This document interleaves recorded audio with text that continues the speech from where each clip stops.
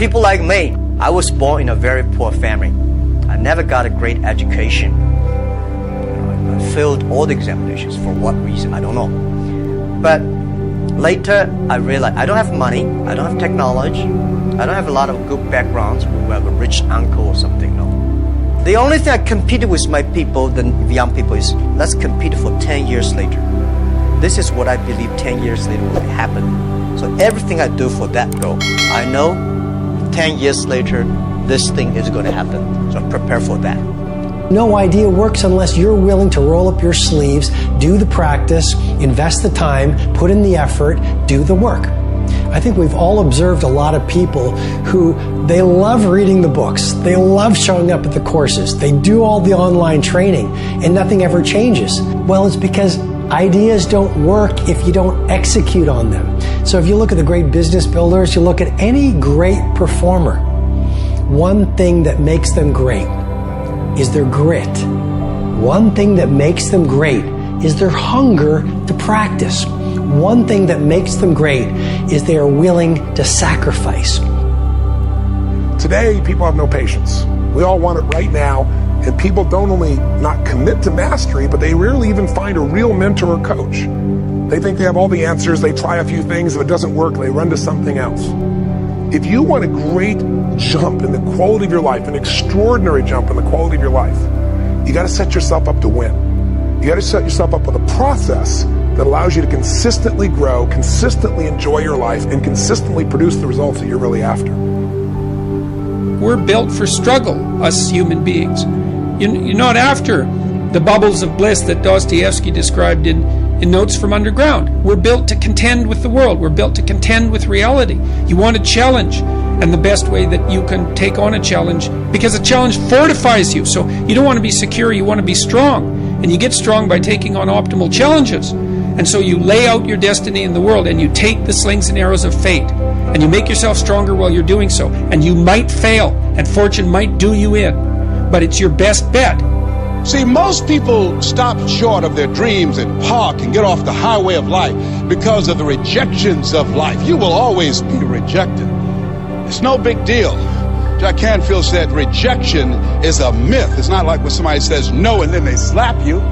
No, it's just, to me, make no your vitamin. Get excited about the no. Why? Because every time someone says no, that brings you another step to a yes. You're getting closer. Trust me, you will win if you don't quit. You will win if you don't quit. Even a broke clock is right twice a day. The investment of belief in people, sowing seeds of belief. That's what makes you a leader. People say, what makes me a leader? Makes you a leader is your example.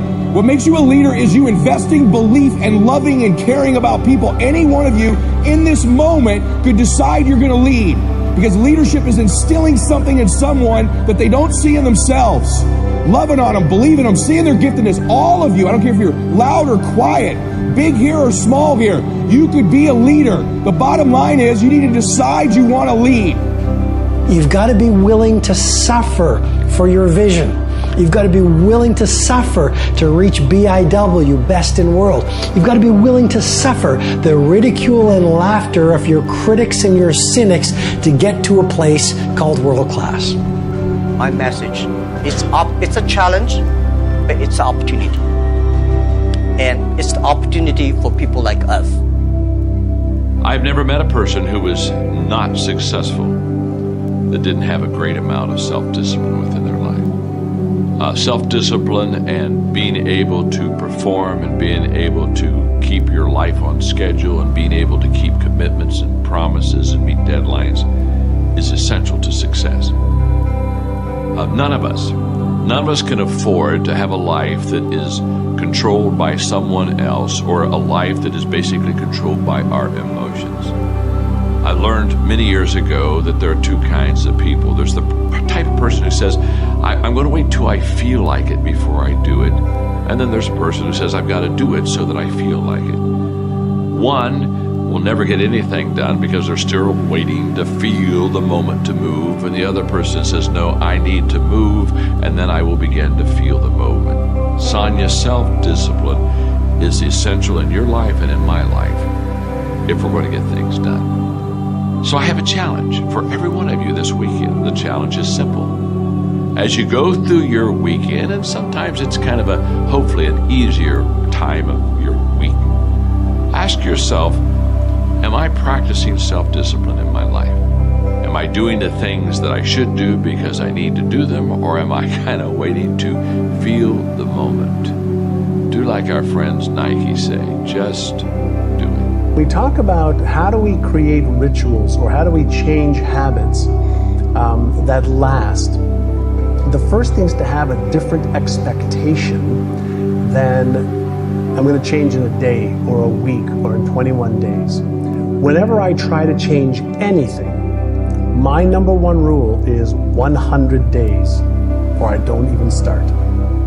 So if I want to, let's say, stop caffeine, it's a 100-day commitment. So first I make longer-term commitments, and then I design a plan to retrain my brain around the expectation of following through. I make pre-commitments in advance. So if I say, let's say I'm going to stop drinking coffee. I say, okay, I'm going to stop drinking coffee. I commit to it for 100 days. And then I write out, well, what will you do in the morning when you wake up and you want a coffee? What will you do when you're at a restaurant with friends and everybody's having a coffee? What will you do? So you counter any of the behavior when you know the trigger is going to happen.